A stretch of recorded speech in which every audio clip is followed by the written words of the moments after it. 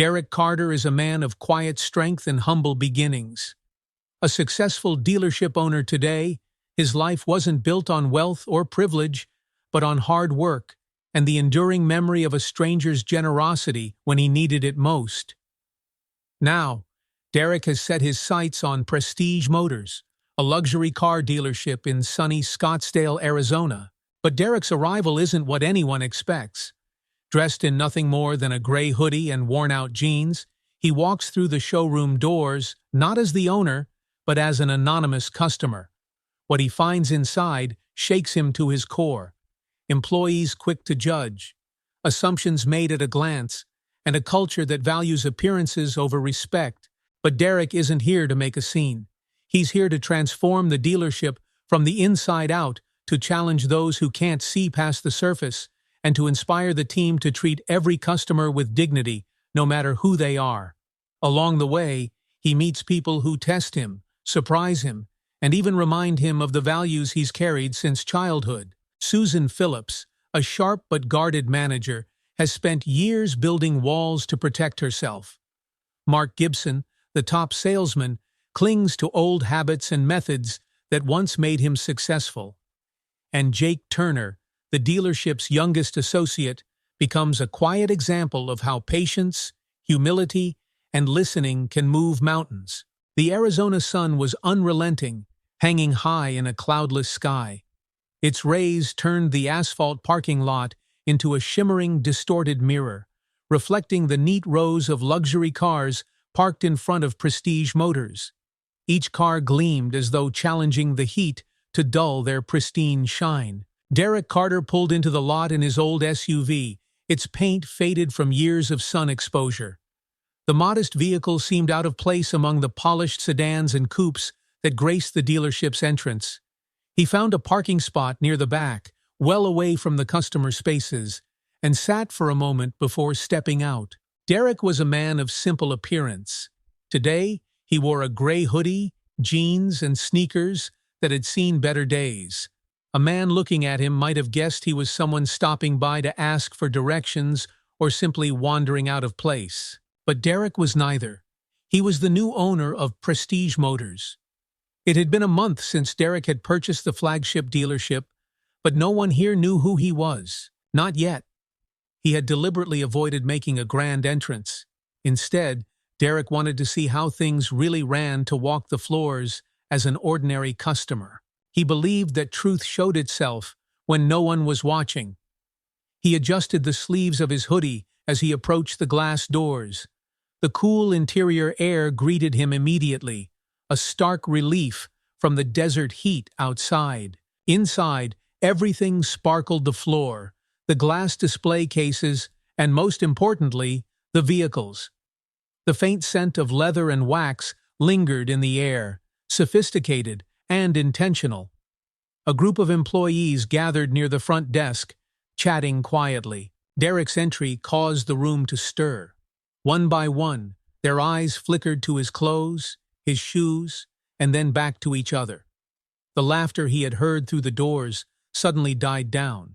Derek noticed everything: the subtle tension that crept into their posture, the assumptions written plainly on their faces.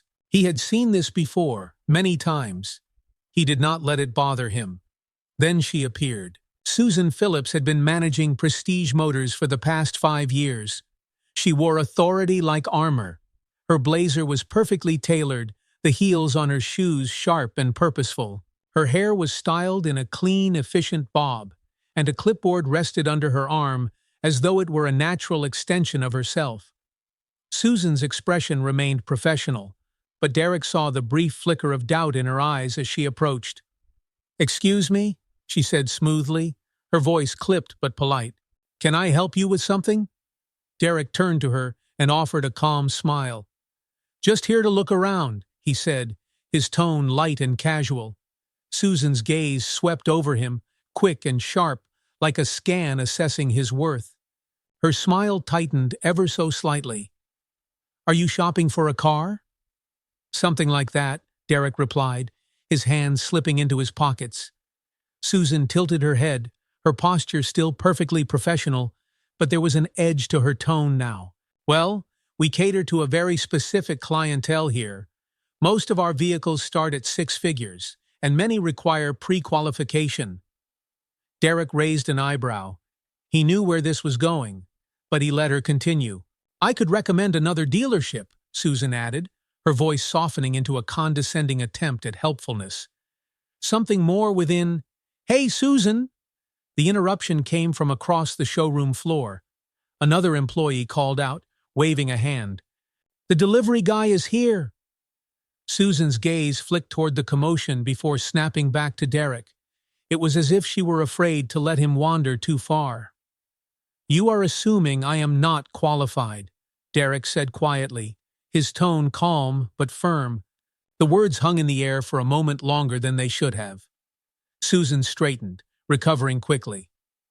"I am just trying to save you some time," she replied, her smile returning, forced and brittle. Derek's fingers brushed against the handle of a silver coupe parked nearby. The car was sleek and beautiful, its aggressive lines designed to turn heads. "Nice car," he said simply, breaking the tension. Susan nodded briskly. "It is. Perhaps when you are ready to make a serious inquiry we can set up an appointment. For now, I will have to ask you not to touch the vehicles." Derek stepped back, his smile faint but unwavering. "All right," he said. "Let us hear it. What would you recommend for someone like me?" Susan blinked. Derek's directness had thrown her off balance. For the first time, her polished demeanor cracked. "Maybe something a little more budget-friendly," she suggested, her voice measured but carrying an edge of impatience. "I can give you directions to a dealership that specializes in pre-owned vehicles." Derek's expression did not waver, though inwardly he felt the subtle sting of her assumption. He had been here before, judged by appearances, measured against people's expectations, and found lacking. Susan mistook his silence for defeat. "I will be back with a list of options," she said, walking briskly toward the back office. Derek watched her go, his hands still tucked into his pockets. Around him, employees had resumed their conversations, though he caught the occasional glance in his direction. He knew what they were thinking. They thought they had seen through him, that they knew his story. But they did not know Derek Carter. As Susan disappeared into the back, Derek let his gaze drift over the showroom once more. He had worked hard for this moment, harder than most people could imagine. He had spent years in worn-out shoes like these, walking miles to his first job at a car lot. Back then, he had no experience and no money, but he had ambition and a work ethic that kept him moving forward. He learned everything from the ground up: how to talk to people, how to listen, and most importantly, how to see them. Not their clothes, not their cars, not the surface-level signs of success. He learned to see people for who they really were. Susan returned with a printout in her hand. She offered it to him without ceremony, her tight smile still firmly in place. "These are a few options that might better suit your situation," she said. Derek unfolded the paper and scanned it. Used sedans, older SUVs, and compact hybrids. Cars listed well below the starting price of anything on this floor. He smiled faintly, a flicker of amusement crossing his face before he hit it. "Appreciate the effort," he said, folding the paper and tucking it into his pocket. Susan hesitated, caught off guard by his calm response. "I am just trying to be realistic," she added quietly. "Prestige Motors is not for everyone. I do not want to waste your time." Derek met her gaze, holding it steadily. "And what exactly makes you think I am not your target customer?" The question was gentle but firm, and for the first time, Susan faltered. "I have been doing this a long time," she said, recovering quickly. "I can tell when someone is out of their depth." Derek chuckled softly, shaking his head. "Honest, huh? I like honesty. How about this, you let me speak to the owner? Think we can make that happen?" Susan stared at him, her expression one of genuine confusion. "The owner?" "That is right," Derek said, his tone still light, almost conversational. "I would like to have a word with them." Susan's polite mask slipped further, replaced with irritation. The owner does not just drop by for casual visits. They are a busy person. I am sure they are, Derek replied. But maybe you could give them a call. Let them know I am here. I think they would want to meet me. Susan crossed her arms. Look, sir, I have other customers to attend to. If you are serious about buying a car, we can schedule a meeting. Otherwise what? Derek asked, his voice soft, but with an unmistakable edge now. Susan's eyes narrowed. Otherwise, I am going to have to ask you to leave. The room fell silent. The other employees stopped what they were doing to watch. Derek held her gaze for a long moment. Then, without a word, he pulled out his phone and began scrolling through his contacts. What are you doing? Susan asked, her voice sharp. Just calling the owner, Derek replied simply. Should not take long. Susan blinked, her irritation giving way to confusion. The phone rang once, twice, then a voice picked up. Yeah, it is me, Derek said calmly. I am at the dealership. Everything is fine, just a little misunderstanding. Could you let them know I am here? He ended the call and slipped the phone back into his pocket. They will be here shortly, he said, his tone casual. Susan stared at him, her mouth slightly open. Around them, the other employees exchanged looks, the tension in the room mounting. Derek turned back to the silver coupe, his reflection staring back at him from its polished surface. This was going to be an interesting day. The soft hum of the air conditioner filled the silence as Derek stood beside the gleaming silver coupe. Susan was frozen where she stood, clipboard gripped tightly against her chest as though it were a shield. Around the showroom, employees whispered to one another, their curiosity about the scene clear on their faces. Derek remained calm, his hands tucked into the pockets of his worn jeans. Outwardly, he gave nothing away, but inside, the familiar weight of judgment sat in his chest. It was nothing new. This was a script he had lived through before, and yet it never completely lost its sting. The sound of the front doors opening broke the tension. A sharply dressed man in a tailored navy suit strode inside, his polished shoes clicking softly against the tile floor. He was tall, broad-shouldered, and carried himself with the confidence of someone used to being in charge. "Mr. Carter," the man greeted warmly, a smile spreading across his face as he crossed the showroom. He extended his hand. "Good to see you again." Derek returned the handshake, firm but unhurried. "Thanks for coming, Alex. Appreciate it." Alex West, the regional director for Prestige Motors, turned to the staff. His friendly demeanor hardened into something more professional, almost curt. "Susan," he said sharply, "I see you have already met Mr. Carter." Susan's face drained of color, her professional mask cracking completely. Her mouth opened as though to speak, but no words came out. I didn't realize," she stammered, her voice barely above a whisper. Alex's tone was clipped, but controlled. "Mr. Carter is the new owner of this dealership." The silence that followed was deafening. All eyes were on Derek now, the confusion and disbelief on the employees' faces almost comical. Susan stepped back, her clipboard clutched to her chest like a lifeline. Derek's expression remained calm as he turned toward Alex. "It's all right," he said, raising a hand to stop any further scolding. "I think Susan and I just got off on the wrong foot." There was weight in his voice, gentle but firm, that quieted the room. His gaze returned to Susan, who now looked both embarrassed and unsure of herself. "I'm so sorry," she managed finally, her voice shaking. "I didn't know." Derek cut her off with a slight shake of his head. "It's fine, really. But let me ask you something, Susan. If I hadn't been the owner, would you have treated me any differently?"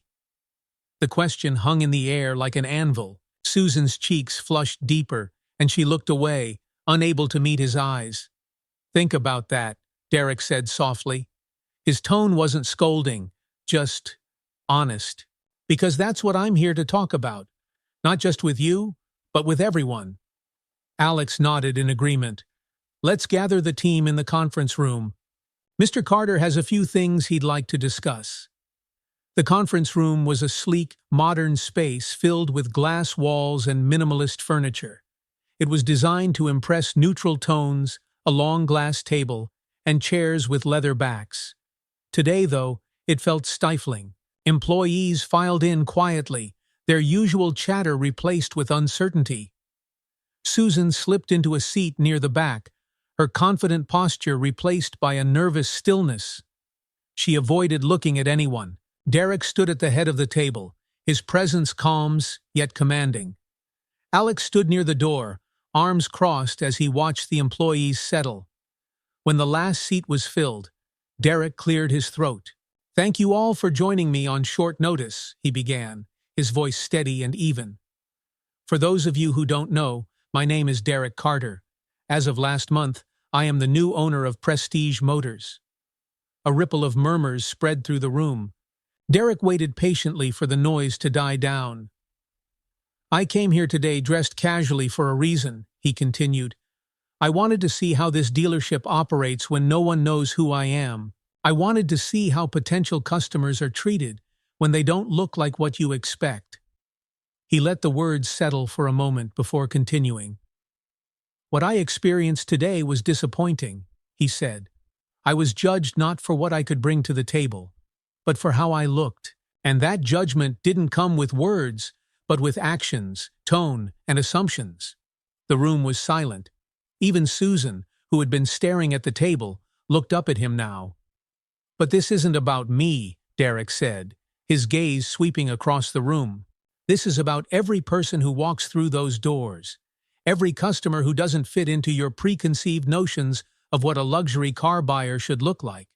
Every person who deserves to be treated with respect, regardless of their clothes, their car, or their story." A young sales associate, Jake Turner, raised his hand hesitantly. Derek nodded for him to speak. "Mr. Carter," Jake began nervously, "I think most of us try to treat customers fairly, but sometimes it's hard not to make assumptions." Derek nodded thoughtfully. "I get that," he said. "We all have biases, whether we want to admit it or not, but it's not enough to just try to be fair. We have to actively challenge those biases. We have to create an environment where everyone feels respected and valued, no exceptions." The room remained quiet, but Derek could sense the shift in energy. The defensiveness had begun to fade, replaced by a mix of curiosity, reflection, and discomfort. "This dealership has built a reputation for excellence," Derek continued. "But excellence isn't just about the cars we sell. It's about the experience we provide to every person who walks through that door. From now on, that experience will be built on respect, inclusivity, and fairness." He paused, letting his words sink in. "If anyone has a problem with that," he added, "now's the time to speak up." No one said a word. The silence was heavy, broken only by the faint hum of the air conditioning. Derek let it stretch for a few more moments before continuing. "Good," he said finally. "Change isn't always easy, but it's necessary. And this dealership is going to lead by example." He turned his gaze to Susan, who sat stiffly in her chair, her hands clasped tightly in her lap. "Susan," he said gently but firmly, "I want to give you the opportunity to speak. Is there anything you'd like to say?" All eyes turned to her. Susan hesitated, clearly torn between pride and shame. When she finally spoke, her voice was low but sincere. I made a mistake," she admitted, her cheeks flushed. "I misjudged you, and for that, I'm truly sorry." Derek nodded, his expression unreadable. "Thank you for saying that," he said. "I hope this experience serves as a reminder for all of us, not just you. Change starts with accountability." Susan nodded, her gaze fixed on the table. "Moving forward," Derek continued, "we'll be implementing new training programs to ensure this dealership represents the values I believe in. Every customer deserves to be treated with dignity. No exceptions."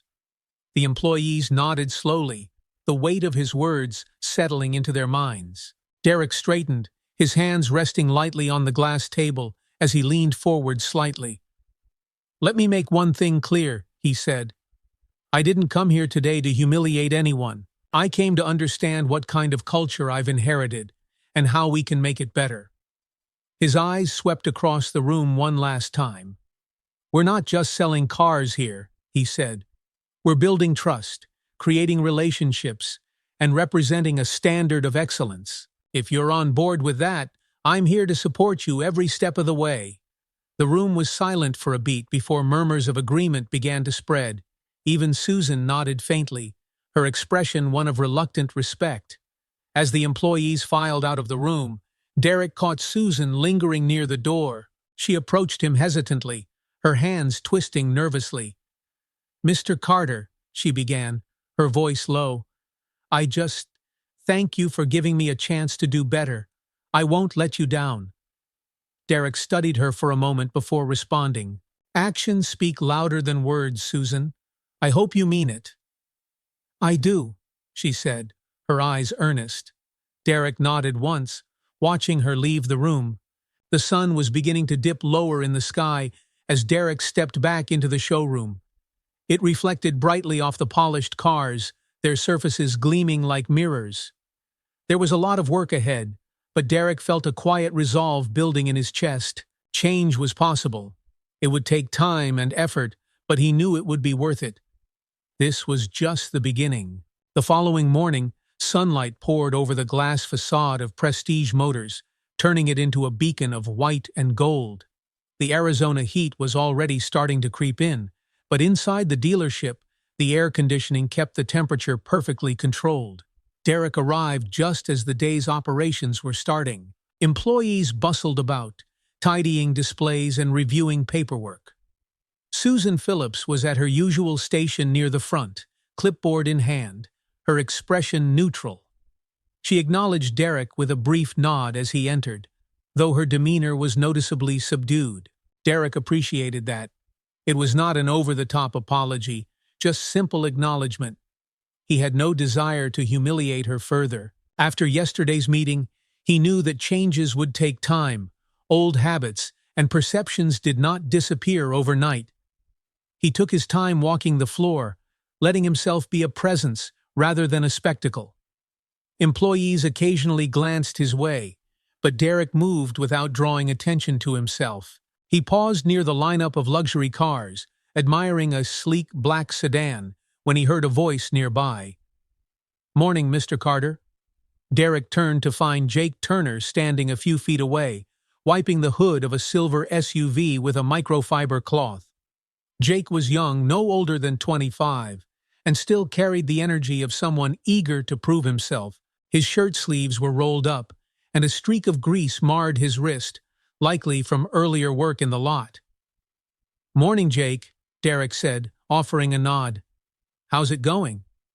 Jake straightened, his face lighting up with genuine enthusiasm. "Good, sir.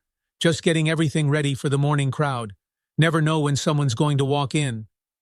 Derek smiled faintly. "That's the right mindset." He gestured to the SUV. "Looks like you're keeping these cars in top shape." Jake grinned. "Well, my dad used to tell me that the details matter. People notice when you put in the extra effort, even if they don't say anything." Derek's smile grew wider. There was something refreshingly earnest about Jake, a humility and work ethic that reminded Derek of his younger self. "Your dad gave you good advice," Derek said, patting the hood of the SUV lightly. "Keep it up. People will notice." Jake's grin widened. "Thanks, Mr. Carter. I will." As the day wore on, Derek settled into the corner office that overlooked the showroom. It was a space he had deliberately avoided until now. The walls were painted a neutral gray, and the floor was lined with thick carpet that muted the sound of footsteps. A large mahogany desk sat near the window, its surface pristine except for a phone, a notepad, and a framed certificate of ownership.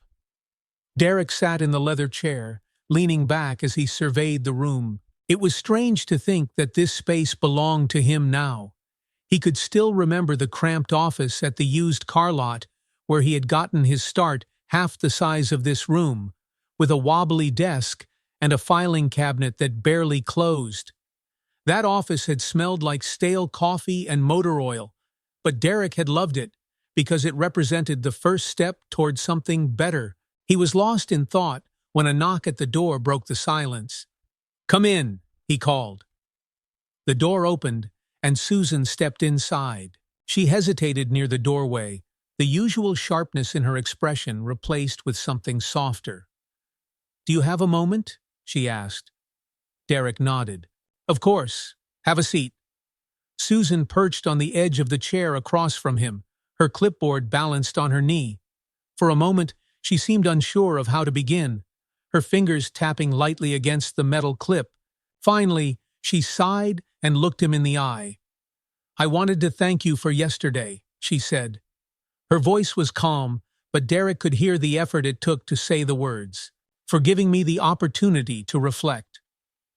Derek leaned forward slightly, his elbows resting on the desk. "What did you reflect on?" Susan hesitated. She glanced down at her clipboard, then back up at him.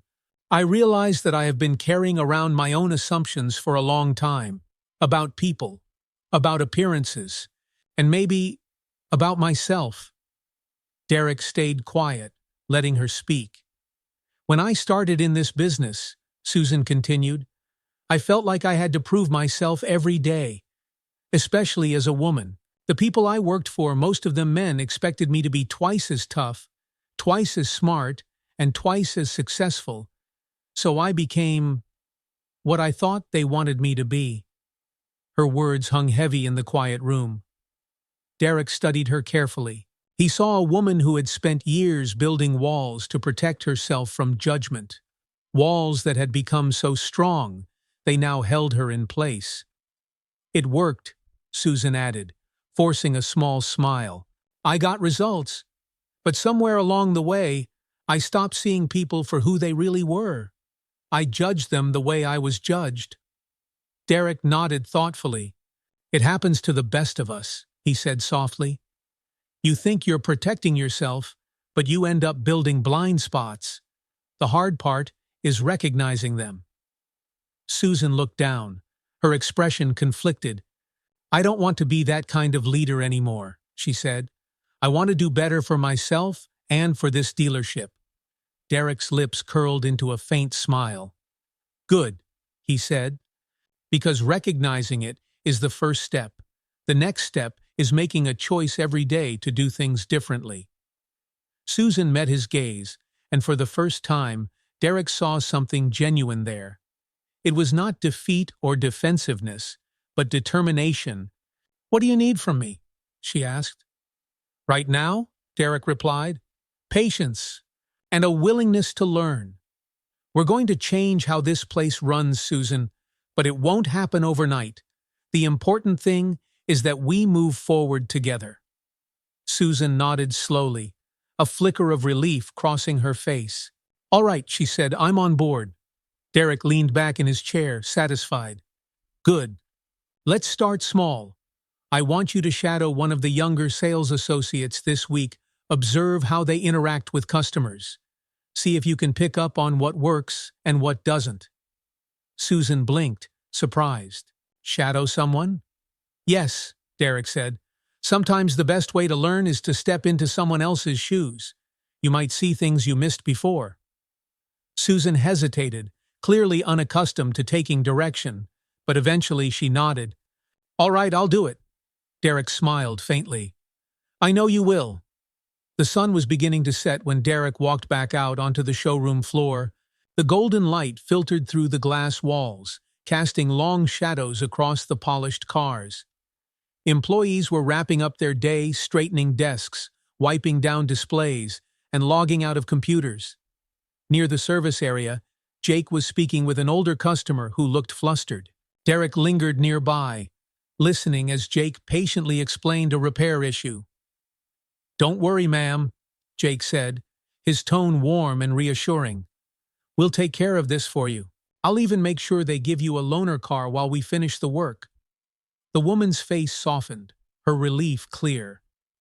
"Thank you," she said quietly. I was worried I wouldn't have a way to get home. Jake smiled. You're in good hands here, I promise. Derek watched the exchange with quiet pride.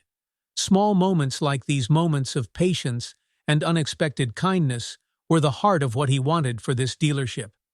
He glanced toward the front desk, where Susan stood observing the same scene. Their eyes met briefly, and she gave a small nod of understanding. It was a start. As Derek left for the day, he felt a sense of cautious optimism. Change was never easy, but today had felt different. Susan had taken her first steps toward growth.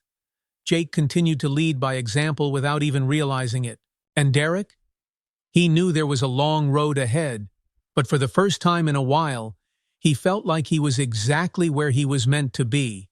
This was how it started, with small shifts that could lead to something greater. The morning sun lit up Prestige Motors like a spotlight, the glass windows reflecting the golden hues of a clear Arizona sky. Inside, the energy felt different, subtle but noticeable. Conversations were softer, movements a little more deliberate, as if the entire staff was treading cautiously, waiting to see if yesterday's meeting would fade like an echo or truly leave its mark. Derek arrived early, his SUV pulling into the same unmarked spot at the back of the lot. It had become his preferred parking space, away from the front-facing lineup of gleaming vehicles.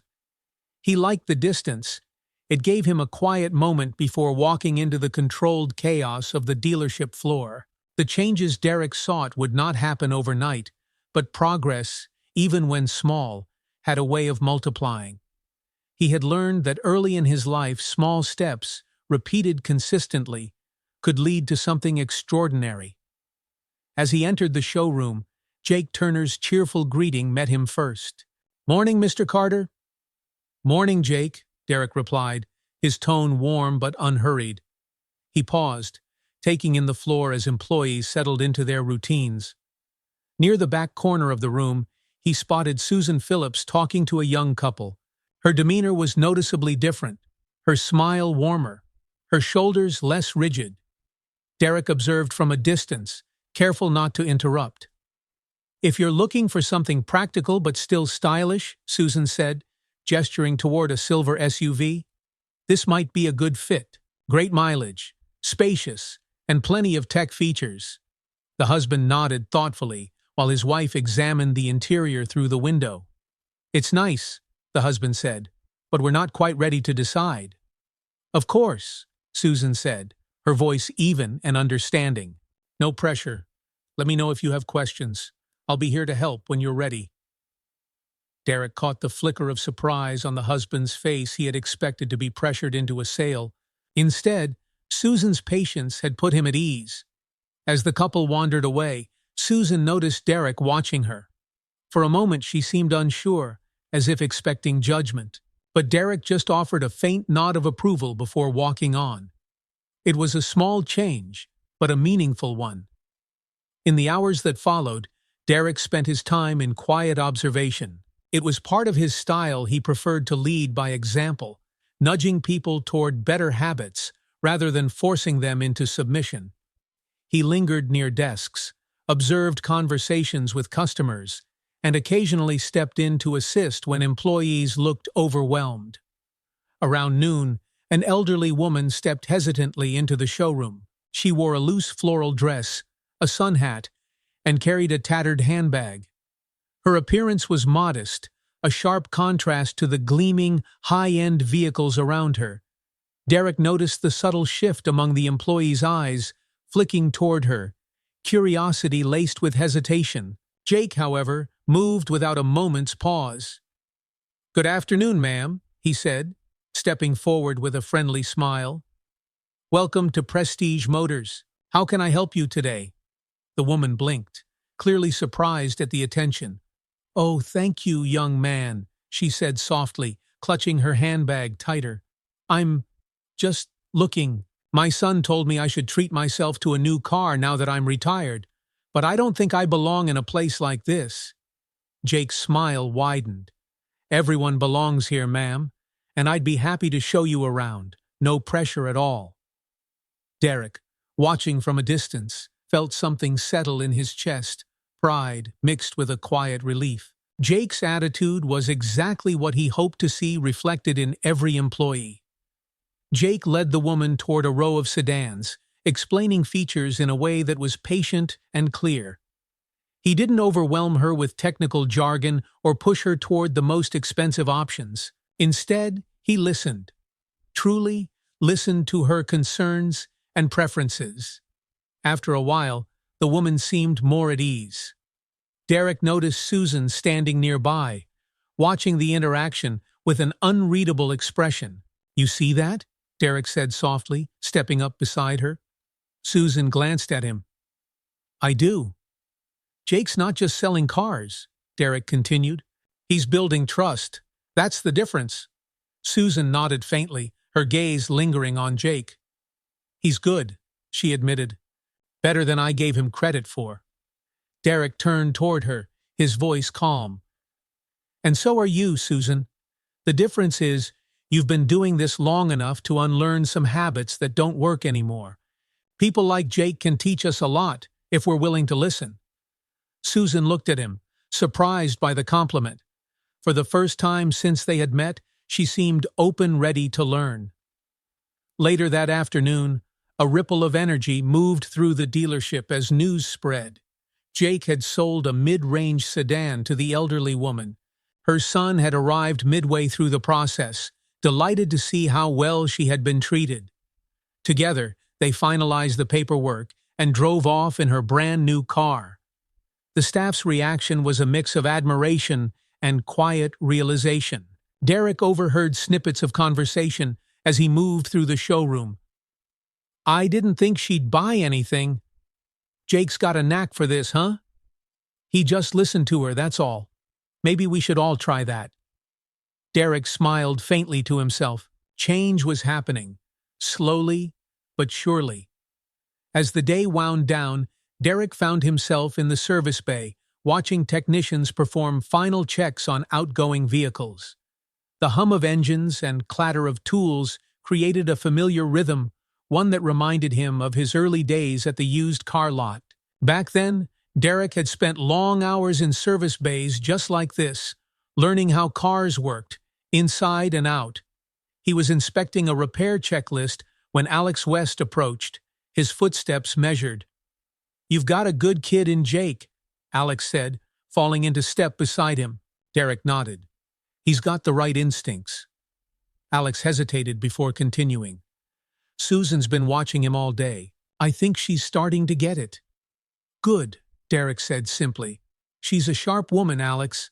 Once she lets go of those walls she's built up, she'll be even better." Alex crossed his arms, leaning against the nearby workbench.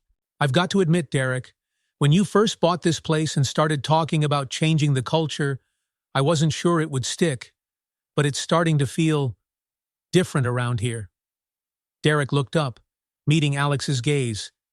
"It's about more than selling cars, Alex. It's about building something that lasts, something people can believe in." Alex's lips curled into a faint smile. "Well, whatever you're doing, it's working." Derek returned his attention to the checklist in his hand. "It's not just me," he said quietly. "People want to do better. Sometimes they just need someone to remind them how." As the sun began to dip below the horizon, Derek made his way back through the quieting showroom. The last customers had left, and employees were tidying up for the night. Jake passed him on his way to the front doors, his face still bright with pride. "Good job today, Jake," Derek said, pausing briefly. "Thank you, Mr. Carter," Jake replied, his smile genuine. "It feels good to make a difference." Derek clapped him gently on the shoulder. "Keep it up. You're setting the example." Jake nodded, then disappeared through the doors, leaving Derek alone in the now empty showroom. The polished cars stood silently under the overhead lights, their surfaces still gleaming. Derek walked to the center of the room, his hands in his pockets, and took it all in. This place, once cold and transactional, was starting to feel different. Warmer, more human. There was still work to do. Susan was on the verge of growth, but it would take time. The other employees were watching, waiting to see if the changes would last. But Derek was patient. He had spent his whole life taking small steps toward bigger goals. He thought back to his mother, Eleanor, and the kind stranger who had helped them when no one else would. That stranger had likely forgotten the moment, but its impact had shaped Derek's entire life. Kindness, he had learned, was never wasted. As Derek turned off the lights and stepped into the cooling evening air, he felt a sense of quiet satisfaction. Today had been a small victory, but small victories repeated were how real change happened. He smiled faintly to himself, ready to do it all again tomorrow. The following week brought the dealership's first real test under Derek's leadership. It started with whispers, soft, skeptical voices that floated through the air like dust in the afternoon light. Not everyone was on board with the changes. For every Jake Turner, eager to adopt the new approach, there were others longtime employees who grumbled quietly behind closed doors. Some saw Derek's emphasis on kindness and patience as weakness. Others doubted whether this new approach would drive sales at all. And then there was Mark Gibson, the dealership's top senior salesman. Mark had been with Prestige Motors for over a decade. His numbers were stellar, his reputation for closing deals unmatched. But Mark operated with an old-school mindset. For him, success came from pressure, strategy, and sharp instincts, not hand-holding or small talk. He had spent years building his methods, and he saw no reason to change now.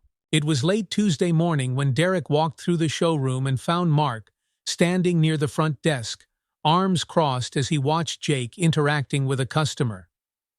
Jake was showing a young woman a mid-range sedan, carefully explaining its safety features and fuel economy. He was patient and conversational, letting the customer take her time rather than pushing her toward a decision. Mark scoffed, just loud enough for the receptionist nearby to hear. "Kid's never gonna close like that," he muttered. Derek heard him. He had noticed Mark's growing discontent all week. Derek paused, turning to the older man. "Something on your mind, Mark?" Mark glanced at Derek, his expression hard to read. "Just observing," he said. "Nothing wrong with being polite, but that's not how you get people to buy cars." Derek tilted his head slightly. "How do you get people to buy cars?" Mark straightened, his posture rigid. "You get in their heads," he said matter-of-factly. "Find the pressure points, make them see why they need the car right now. Being too soft is how you lose sales." There was no malice in Mark's voice. It was the confidence of a man who believed his way was the only way. Derek didn't argue. Instead, he offered a calm smile. "Let's test that theory," Derek said. Mark raised an eyebrow, clearly intrigued. "What do you mean?" "I want you to shadow Jake for the rest of the week," Derek said. "Watch how he works with customers. See if there's anything you can learn." Mark let out a sharp laugh, as though Derek had made a joke. "Learn? From the kid? You've got to be kidding me." Derek's expression remained steady. "I'm serious. It's easy to criticize from a distance. I want you to see his approach up close. You might be surprised." Mark frowned, clearly displeased. "And if I'm not?" "Then you can show me what works better," Derek replied evenly. "But I'm asking you to keep an open mind." Mark hesitated, caught between pride and professionalism. Finally, he sighed. "Fine, I'll watch the kid, but don't expect me to change what's been working for 10 years. Derek smiled faintly. "We'll see." The next few days were interesting, to say the least. Mark kept his word, shadowing Jake as he interacted with customers. At first, Mark was skeptical, standing back with his arms crossed, watching silently as Jake patiently listened to clients and answered their questions. "Why aren't you pushing for the close?" Mark muttered on more than one occasion. Jake would shrug, unfazed. "They'll buy when they're ready. People don't like to feel pressured." Mark grumbled under his breath, but he kept watching. On Thursday afternoon, Jake worked with a young couple who had come in looking for a family-friendly SUV. They were hesitant, clearly unsure if they could afford the kind of car they wanted. Take your time, Jake said warmly, as they inspected the vehicle. This is a big decision, and you should feel good about it. The couple exchanged a glance, visibly relieved by his approach. Over the next hour, Jake answered their questions, offered them options that suited their budget, and even walked them through a financing plan. When the deal finally closed, the couple shook Jake's hand enthusiastically. "Thank you," the husband said. "We've been to 3 other dealerships this week, and you're the first person who actually listened to us." Jake smiled. "I'm glad we could find you something that works." From across the room, Derek watched the exchange with quiet satisfaction. Mark stood beside him, his brow furrowed in thought. "You see that?" Derek said softly. Mark sighed, his voice quieter than usual. "Yeah, I see it." The following morning, Derek arrived early and found Mark sitting at one of the desks, staring thoughtfully at his notepad. He looked up as Derek approached. "Morning," Derek said. "You look like you've got something on your mind." Mark leaned back in his chair, rubbing a hand over his jaw. "The kid's got a good way with people," he admitted gruffly. "I'll give him that." Derek raised an eyebrow. But I still think you got to push a little to close a deal," Mark said. "Some customers need that extra nudge or they'll walk out the door and never come back." Derek nodded thoughtfully. "You're not wrong, Mark. Closing is important. But there's a difference between nudging someone and pushing them into something they don't want." Mark sighed again, a long, heavy sound. "I guess I'm just set in my ways." Derek smiled faintly. "Change doesn't mean throwing away what you know. It means learning how to adapt. Jake's approach works because it builds trust. If you combine that with your experience, you'll be unstoppable." Mark frowned, clearly considering the words. "You think so?" "I know so," Derek said. "You've been this dealership's top salesman for years, Mark, but even the best of us can learn something new." Mark chuckled softly, shaking his head. "You're a stubborn man, Carter." Derek grinned. "I've been called worse." That afternoon, Derek noticed a small but telling shift. Mark worked with a middle-aged couple looking for a sedan. His usual aggressive approach was tempered, still confident, still direct, but noticeably more patient. He asked questions, listened more carefully, and offered them options without overwhelming them. The couple left with a new car and smiles on their faces. Mark sat at his desk afterward, his expression thoughtful. Derek approached him with a slight smile. "How'd that feel?" Mark shrugged, though there was a hint of a smile on his face. "Different." "But better?" Mark chuckled softly, finally giving in. "Yeah, maybe better." At the end of the day, Derek gathered the staff for a quick meeting in the conference room. The energy in the room felt lighter, more cohesive, as though the small changes were starting to take root. "I want to thank you all for your hard work this week," Derek said, his voice calm and steady. "Change is not always easy, but you're proving that it's possible." His eyes settled briefly on Mark, who gave a faint nod in return. "We're not just selling cars here," Derek continued. "We're building relationships. We're creating an experience that makes people feel seen and valued. That's what sets us apart." A ripple of agreement spread through the room. Even the skeptics seemed to soften, their expressions less guarded than before. "Let's keep it going," Derek said, his voice carrying a note of quiet determination. "Every small step we take matters." As the team dispersed, Derek lingered near the door, watching them file out. Susan paused briefly, catching his eye. "You were right," she said quietly. "Change starts small, but I can see it happening." Derek smiled. "It's just the beginning, Susan." She nodded, her posture more relaxed than it had been in weeks. "I'm starting to believe that." As Derek stepped out onto the showroom floor, he felt the weight of the week lift slightly from his shoulders. Progress was slow, but it was steady. He could see it in Jake's confidence, in Susan's growing openness, and even in Mark's reluctant shift. Resilience, Derek knew, was not just about pushing through hardship. It was about adapting, learning, and becoming better with every challenge. And slowly, step by step, Prestige Motors was beginning to reflect that truth. The Arizona sun was already heavy by mid-morning, casting streaks of gold across Prestige Motors. Inside, the air hummed with the low murmur of customers and employees moving through their routines. Derek stood at the large windows of his office, watching the ebb and flow of the showroom floor. Change was happening small and deliberate, just as he had hoped, but it was fragile. A few good days did not mean everyone was fully on board yet. Skepticism lingered in quiet corners, in sideways glances, in hesitant voices. Derek knew it would take time for the team to trust this new culture, to believe in its permanence. What gave him hope was watching people like Jake Turner and even Mark Gibson, both at opposite ends of their careers, adjusting in their own ways. Derek admired the effort it took to embrace change when it pushed against everything you had learned to rely on. That afternoon, Derek was going over weekly numbers in his office when there was a knock at the door. "Come in," he called. The door creaked open, and Susan stepped inside. She was holding her ever-present clipboard, though her grip was lighter than usual.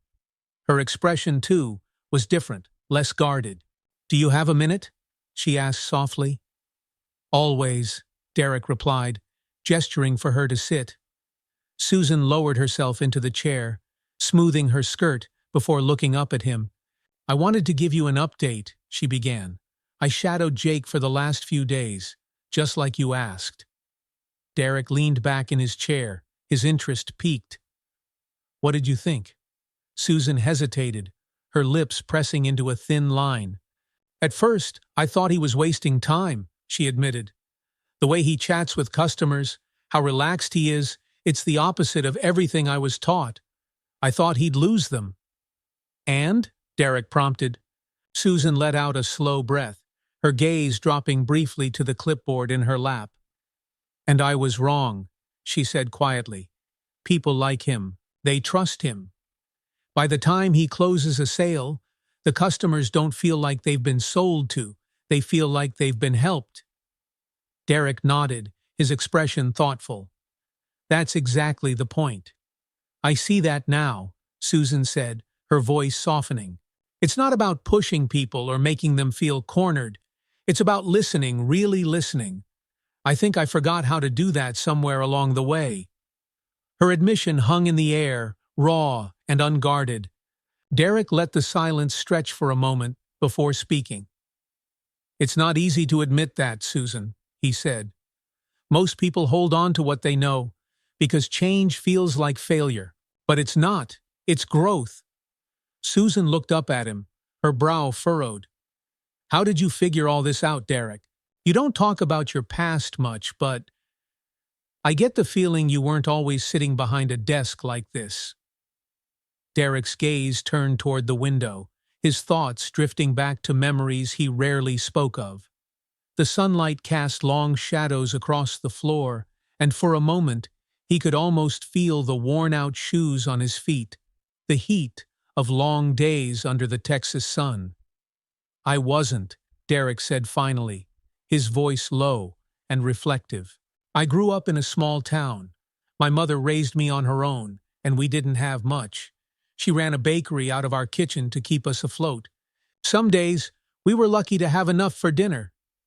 Susan sat quietly, listening. "There was a winter when everything fell apart," Derek continued, his gaze still fixed on the view outside. "My mom got sick, and the bakery had to shut down for weeks. Bills piled up, and I watched her try to hold it all together, always smiling, always saying we'd be fine. But I could see how tired she was." Derek paused, the memory tightening something in his chest.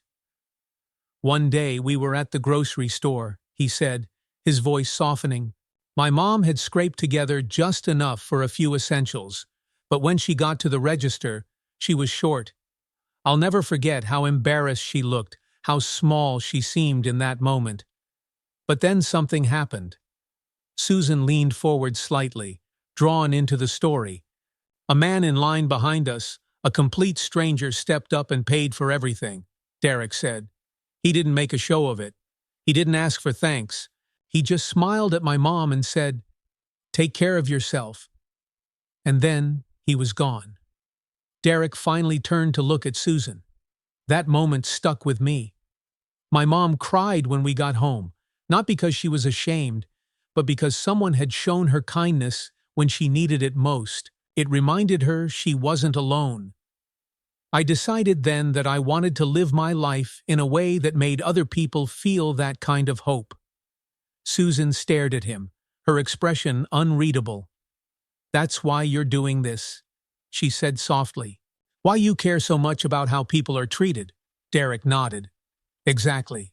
I've been on the other side of those looks and assumptions. I know what it feels like to be dismissed before you even open your mouth. I never want this dealership to make anyone feel that way." Susan looked down at her hands, her shoulders sagging slightly. "I think I've been that person more times than I want to admit," she said quietly. "We all have," Derek replied. "What matters is what you do next." Susan sat with that thought for a moment, her brow furrowed. Then she looked up at him with determination. "I want to do better, Derek. I really do. I know it's going to take time, but I'm willing to put in the work." Derek smiled faintly, the kind of smile that carried both understanding and encouragement. "That's all I ask, Susan. Change doesn't happen overnight, but if you're willing to try, you'll get there." For the rest of the day, Susan's actions spoke louder than words. Derek noticed her lingering near conversations between other employees and customers, not to critique, but to learn. She watched how Jake interacted with people, observed how he listened, and asked questions that made customers feel heard. Late in the afternoon, Derek passed by as Susan helped a middle-aged man inspect a compact SUV. Her tone was warm and patient, and there was a noticeable shift in her demeanor. She asked the man about his needs, about what mattered most to him in a car. There was no pressure, no condescension, just genuine conversation. When the man left with a brochure in hand, thanking her for her help, Derek caught Susan's eye. She offered a small smile, half uncertainty, half pride. "That was good," Derek said softly as he passed her. Susan's smile grew just a bit wider. "Thanks," she replied. "I'm working on it." That evening, as Derek packed up for the day, he felt a quiet sense of progress settling over the dealership. The team was changing, bit by bit, Susan included. It was not perfect, and there were still hurdles to clear, but the foundation was being rebuilt. Before leaving, Derek walked through the empty showroom, running a hand lightly across the hood of a silver sedan. He thought again of his mother, Eleanor, and that stranger at the grocery store. One small act of kindness had changed the trajectory of their lives. Now, as Derek stood in the center of the gleaming dealership he owned, he knew he was paying it forward in his own way. People often thought change had to be grand and sweeping, but Derek had learned long ago that real change, lasting change, happened in small, quiet moments, with patience, with humility, with kindness. As he stepped outside into the cool evening air, Derek allowed himself a rare smile. It was not finished yet, but it was happening. By the time Friday rolled around, Prestige Motors hummed with a rhythm that felt almost different, subtle, yet significant. There were no dramatic speeches or flashy displays, just small moments that told Derek the dealership was slowly finding its way. Susan Phillips had spent the last few days in quiet observation, watching how Jake worked and reflecting on her own habits. Derek saw the change in her interactions with customers, a little more patience, a little less presumption. She was learning, and she was trying. That was all he had hoped for. Mark Gibson had softened too. The gruff veteran salesman still liked to grumble, but his sharp edges were dulling as he adjusted to the new tone Derek had set. While Mark might never fully embrace the kindness-first approach like Jake did, he was listening, and that was a start. Derek believed in meeting people where they were. change rarely happened all at once. It came in steps. Some were small, some were pivotal, and today would prove to be a turning point, though no one could have predicted it. The morning began like any other. Derek arrived early, sipping his coffee as he walked the showroom floor. Jake was already there, wiping down the hood of a sedan, humming softly to himself. Susan arrived shortly after, her expression focused as she reviewed the schedule. Derek noticed Susan checking the lot a little more closely today. She made sure brochures were neatly stacked, cars were positioned just right, and the front desk had everything it needed. It was not the rushed, anxious oversight Derek had come to expect from her. It was deliberate, careful, a sign that she was beginning to take pride in the team, not just her position. "Morning, Susan," Derek said as he passed by. She glanced up and offered him a small but genuine smile. "Morning, Mr. Carter." He nodded, satisfied. It was progress. Mid-morning brought a steady stream of customers through the doors. Among them was a man in his mid-30s, sharply dressed in a navy blazer, with a watch that gleamed subtly against his wrist. He moved with an air of confidence that immediately caught the attention of Mark Gibson.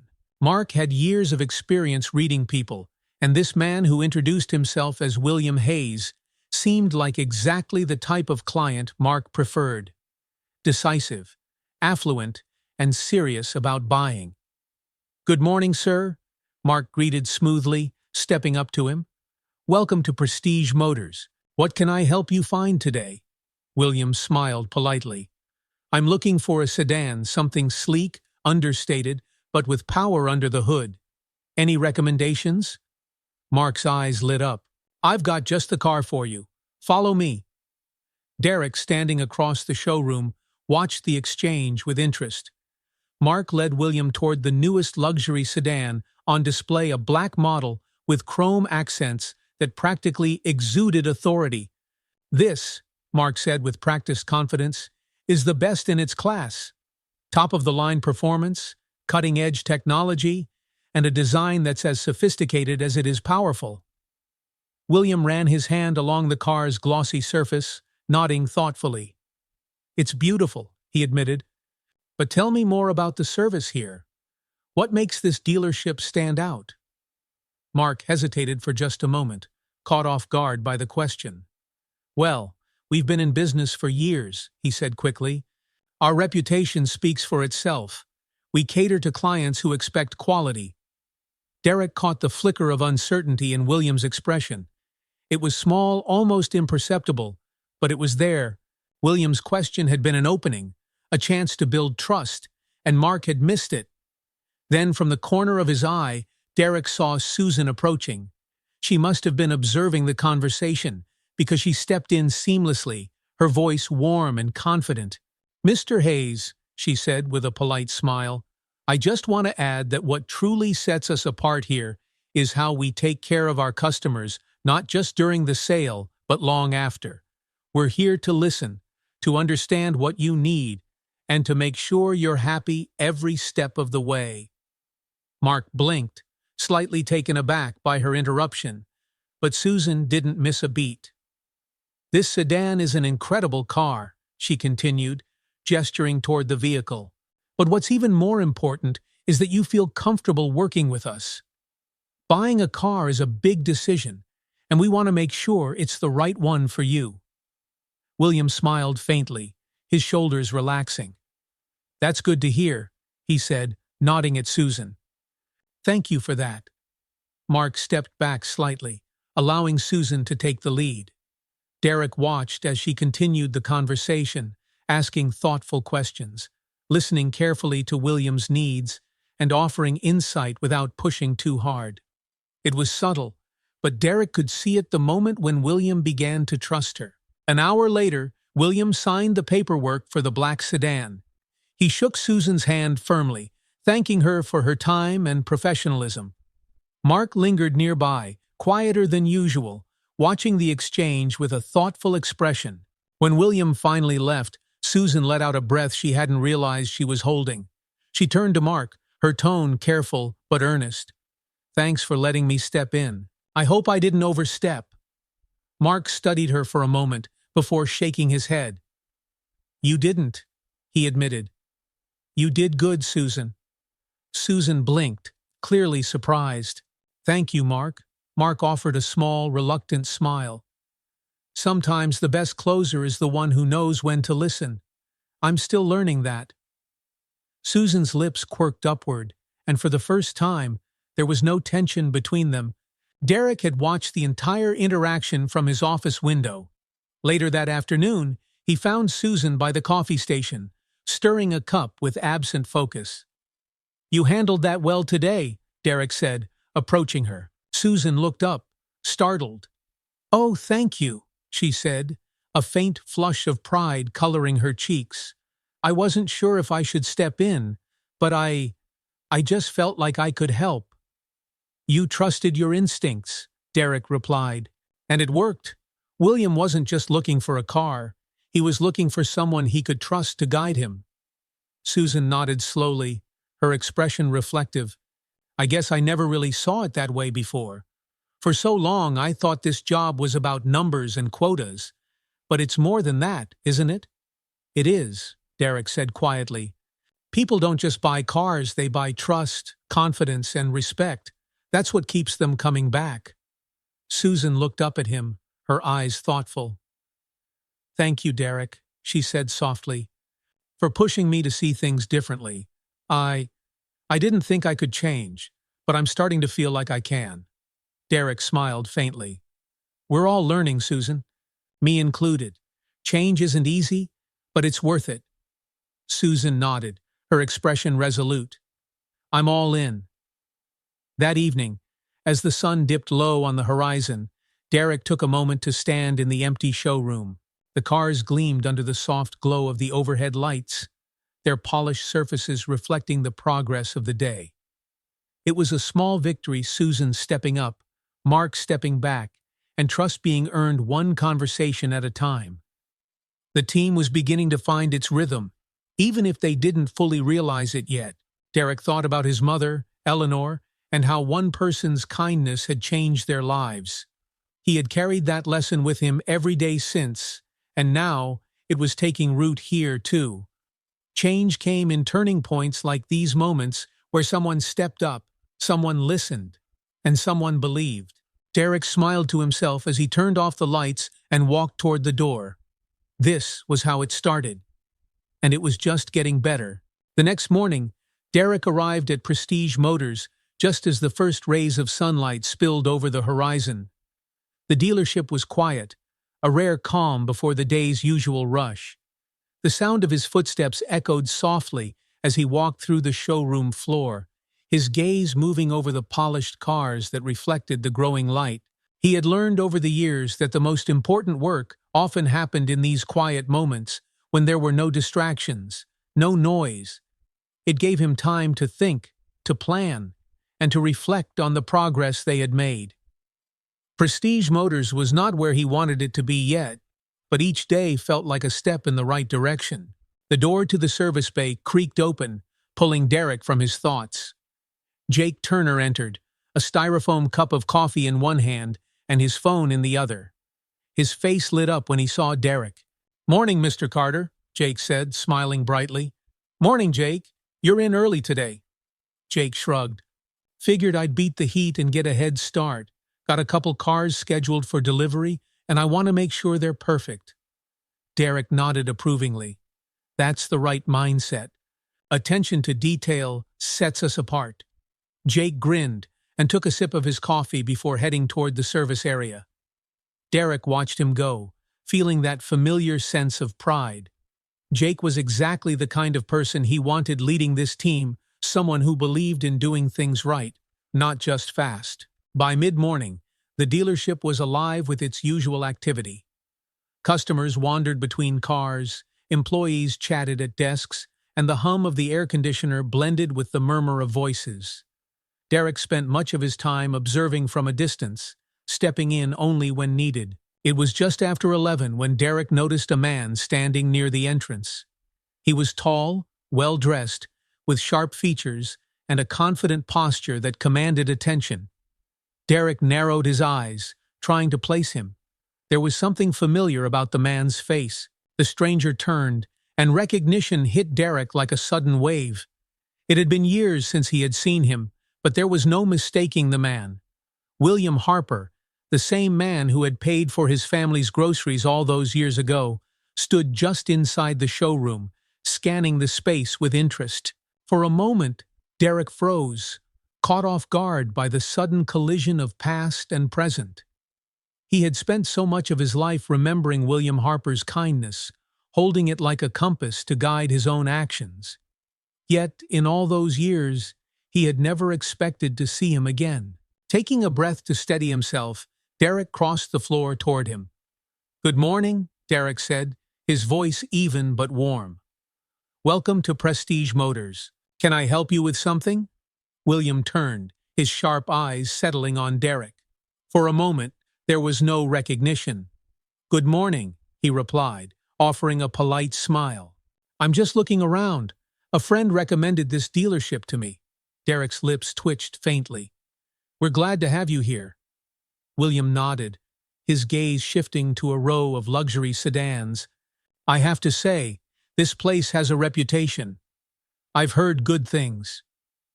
Derek tilted his head slightly, studying the man he had admired from afar for so long. William Harper had aged well. His hair was now streaked with gray, but his posture was as strong as ever. There was something in his presence, an air of calm authority that Derek had always remembered. "Reputations are important," Derek said softly. "We try to live up to ours every day." William nodded, clearly impressed. "That's good to hear. I've been to a lot of dealerships over the years, but very few leave a lasting impression. It's not just about the cars, you know. It's about how you're treated." Derek smiled faintly. "I couldn't agree more." Over the next hour, William walked the showroom, stopping to inspect several vehicles. Derek stayed nearby, watching the scene unfold. Susan noticed William too, stepping in at one point to offer her assistance. "Let me know if there's anything specific you're looking for," she said, her tone professional but warm. William smiled, shaking his head. "Just browsing for now, thank you." Susan nodded and stepped back, glancing briefly at Derek as if to say, "He's serious." Derek returned her look with a faint nod. Finally, William approached one of the high-end sedans, a sleek, charcoal gray model with elegant lines and polished chrome. He ran his hand along the car's surface, clearly admiring its craftsmanship. "This is quite the machine," he said. "It is," Derek replied, stepping up beside him. "Powerful but understated. It's one of my favorites." William looked at him, his sharp gaze lingering a moment longer than before. "You're not a typical salesman, are you?" Derek chuckled softly. "Not quite." "How long have you been working here?" William asked, his tone curious. Derek hesitated for just a moment before answering. "I own the dealership." Surprise flickered in William's eyes, but he quickly masked it. "Well, that's impressive," he said, his voice even. "You're a young man to have built something like this." Derek smiled faintly. "It's been a long road." William studied him carefully, his sharp gaze narrowing slightly. "You know, you remind me of someone I met a long time ago." Derek's chest tightened. "Is that so?" "Yes," William said, his voice softening slightly. "It was years ago, in a small grocery store. A young boy and his mother were struggling to make ends meet. I helped them pay for their groceries. I don't think they ever knew how much that moment stuck with me." Derek's heart pounded in his chest. He had spent so long holding on to that moment, and now, here it was full circle. "You probably don't remember me," Derek said quietly, his voice steady but thick with emotion. "But I was that boy." William froze, his expression shifting from confusion to shock. "What?" "It was you," Derek continued, meeting William's gaze. "All those years ago, you paid for our groceries when we couldn't afford them. I've never forgotten that moment. It changed everything for us." William stared at him, speechless. For a long moment, he said nothing, his gaze searching Derek's face as if to confirm what he had just heard. Finally, his expression softened, and a faint smile appeared. "Well," William said softly, his voice touched with wonder, "I'll be damned." Derek smiled, the weight of years of gratitude finally finding its release. "I've spent my life trying to live up to that kindness. You showed me that one small moment can change everything." William shook his head slowly, his eyes glistening just slightly. "I had no idea. I never thought—" He paused, taking a deep breath. "It's incredible to see where you've come, and to think I played even a small part in that." "You did," Derek said firmly. "More than you know." William spent the rest of the afternoon at the dealership, talking with Derek about life, business, and the moments that shaped them. Before he left, he promised to return to finalize a car that had caught his eye earlier. As he walked toward the door, William turned back and looked at Derek one last time. "You've built something good here," he said. "Not just the dealership, but the way you treat people. I can see it, and I'm proud to have been a small part of your story." Derek smiled faintly. "Thank you, William, for everything." When the door closed behind him, Derek let out a slow breath. The encounter had been unexpected, but it left him with a renewed sense of purpose. It was proof that kindness rippled outward in ways no one could predict. From that one moment in a grocery store to this, the quiet transformation of Prestige Motors. That evening, as the sun set over the dealership, Derek stood alone in the center of the showroom. The cars gleamed under the soft lights, their surfaces reflecting his silhouette. He thought about the past, the present, and the future, all woven together by unexpected moments of kindness. It was clear now, more than ever, that everything he was building here mattered. Not just the cars or the sales, but the people, the relationships, the trust. And it all started with one act of generosity. Derek smiled to himself as he turned off the lights. It was a lesson he would carry forward every day. Kindness had power, and it was always worth the effort.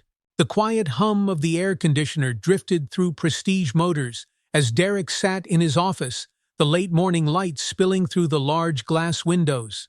A cup of untouched coffee sat on his desk, long gone cold. Derek was not thinking about the dealership's numbers or schedules. His mind remained on his encounter with William Harper. It was hard to put into words what that moment had meant. For years, Derek had carried the memory of that stranger's kindness like a spark, using it to fuel his determination through life's darkest days. Seeing William again, hearing how he remembered that small moment, was like seeing proof of a long-held belief. Kindness rippled outward, even when no one noticed. The weight of it sat in Derek's chest like a quiet, steady resolve. Now, more than ever, he knew Prestige Motors could be more than just a place to sell cars. It could be a place where people, customers, employees, strangers felt seen, valued, and respected. If they could get this right, it would be his greatest accomplishment. By mid-afternoon, Derek was back on the showroom floor, moving quietly through the space. He made a habit of checking in with employees when they least expected it, small moments that let them know he was present, not just in title, but in action. At a desk near the front, Mark Gibson sat with a customer, his voice calm and more patient than it had been just a week earlier. Derek lingered nearby, listening as Mark worked through financing options without the usual edge of pressure that had once defined his sales pitch. "Take your time," Mark was saying. "You don't have to decide today. I want to make sure you're comfortable with this." Derek smiled faintly to himself. Mark was adapting not all at once, but in small, meaningful ways. Nearby, Susan Phillips moved confidently across the floor, assisting a young couple who looked overwhelmed by the choices in front of them. She listened, asked thoughtful questions, and offered insights without ever overstepping. There was a genuine ease in her posture. Now no more walls, no more guarded smiles. Derek caught her eye as she glanced up, and she offered him a small nod. He returned it, proud of the progress she had made. The day's steady rhythm was interrupted just after 3 p.m., when a man in a worn denim jacket entered the dealership, his posture tight and his expression wary. He looked out of place against the backdrop of pristine cars and sharply dressed employees. Derek noticed the shift almost immediately, the subtle glances from staff, the hesitation in their movements. It was as if old habits were creeping back, unspoken judgments forming in the silence. Before anyone else could step forward, Derek approached the man, his smile warm and easy. "Good afternoon," Derek said. "Welcome to Prestige Motors. How can I help you today?" The man turned, his brow furrowed slightly as he looked at Derek's outstretched hand. After a brief pause, he shook it. His grip was strong, callous, the kind of hand that told stories of hard labor. "Name's Tom Harris," the man said, his voice gruff. "I'm just looking. My truck's on its last leg, and my daughter told me I should think about getting something more reliable." Derek nodded, his expression understanding. "We can definitely help you with that, Tom. Do you have a particular type of car in mind? Or do you want to take a look around first?" Tom shrugged, clearly uncomfortable. "I'm not much for looking fancy. Just need something that runs and doesn't cost me a fortune." "Fair enough," Derek said with a faint smile. "Let me show you a few options." As they moved across the floor, Derek noticed the way some employees watched Tom out of the corners of their eyes, their curiosity poorly concealed. Old habits died hard, but Derek would not let this moment slip. He led Tom toward a row of reliable mid-range vehicles and began explaining their features. Derek kept his tone easy and conversational, asking about Tom's driving needs and budget without pushing for a commitment. Slowly, Tom's posture relaxed, and his wariness began to fade. "I'm not sure I belong in a place like this," Tom admitted after a while, shaking his head as he glanced around the showroom. "Places like this are for people with money to burn." "That's not true," Derek said softly. "This place is for anyone who wants to be treated with respect while finding the right car. You belong here as much as anyone else." Tom looked at him, surprised by the sincerity in his tone. For a moment, he said nothing, his rough features softening slightly. From across the room, Susan had been watching.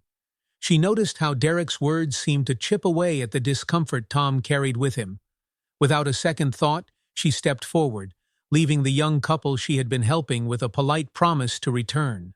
"Mr. Harris," Susan said as she approached, her tone friendly but professional. "If you'd like, I can set up a test drive for you. It's the best way to know if a car feels right for you." Tom blinked at her, clearly surprised by her warmth. "Oh, yeah, sure. I guess that'd be good." Susan smiled. "Great. Give me just a moment, and I'll get everything ready for you." As she turned to walk away, she caught Derek's eye.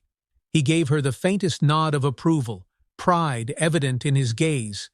Susan's small action, a simple gesture of respect, spoke volumes. Tom spent the next hour test driving one of the sedans Derek had shown him. When he returned, there was something different about his demeanor. The hesitation was gone, replaced by quiet appreciation. "I like it," Tom said simply, patting the hood of the car as he climbed out.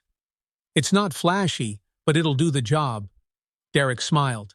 "That's what matters. Your people here, they're good," Tom added, glancing toward Susan, who was chatting with another customer nearby. "Didn't expect that." "We take care of people here," Derek replied. "That's what makes the difference." Tom nodded slowly, as if absorbing the truth of Derek's words. "You know," he said after a pause, his voice quieter now, "it's not easy walking into places like this when you're not used to it. People look at you like you don't belong." Derek met his gaze, his voice steady. "I know. I've been there myself." Tom's eyes flickered with understanding. "Well, thank you," he said, "for treating me like anyone else." Derek extended his hand again. It's how it should be, Tom. Tom shook it firmly before heading out the door, leaving behind a silence that felt meaningful. Around the showroom, employees who had been watching seemed to shift, as if seeing the interaction had given them a new perspective. That evening, Derek called a quick meeting in the conference room. Employees filed in, their faces expectant, but unsure. Susan sat near the front, her clipboard absent for the first time. Mark stood in the back, arms crossed, but listening. "I want to talk about what happened today," Derek began, his voice calm but firm. "When Tom Harris walked through those doors, I saw the look some of you gave him, the hesitation, the assumptions. It's exactly what we've been working to change." The room was quiet. No one dared argue. "But then," Derek continued, his gaze settling on Susan, "I saw something else." Susan stepped up. She treated Tom with the same respect she'd give any other customer. And that's what made the difference.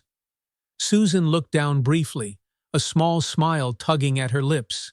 "This is what I mean when I say we're not just selling cars here," Derek said, his voice carrying a quiet authority. "We're building trust. People like Tom walk through our doors every day. If we want to be the kind of place they come back to, we have to show them that they matter, no exceptions." Mark uncrossed his arms, nodding faintly from the back. Derek's gaze swept across the room. "We're better than assumptions. Better than judgment. Let's prove that every single day." As the meeting ended, the team seemed to stand a little taller, their resolve just a bit stronger. Derek watched them go, his chest filled with quiet satisfaction. The tipping point had come and gone, and the team was finally seeing what he had seen all along.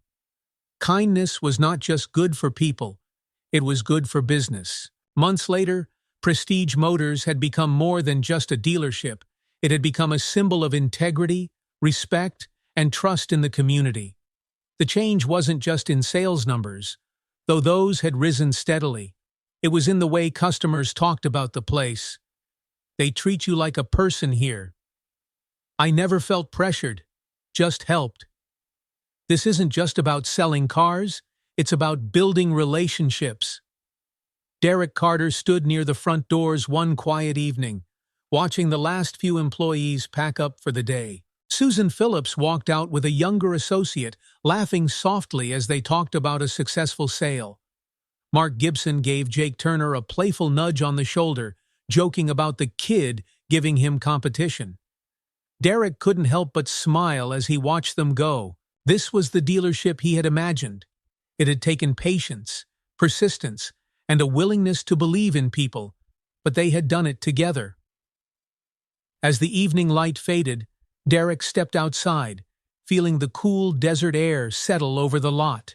He thought about his mother, Eleanor, and about William Harper, the man who had unknowingly set his journey in motion. One small act of kindness had rippled out, touching lives in ways no one could have predicted. Derek took one last look at the Prestige Motor sign, glowing against the darkening sky. Tomorrow would bring new customers, new stories, and new opportunities to make a difference. He knew one thing for certain: kindness mattered. It always did.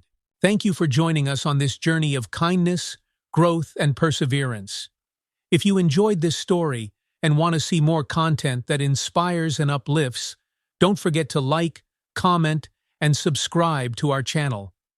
Every story we share is built on the idea that small actions can lead to big changes, just like they did for Derek Carter and Prestige Motors. Hit the subscribe button and join us as we explore more stories that prove kindness, respect, and resilience are the keys to a better world. Let's build something great, one story at a time.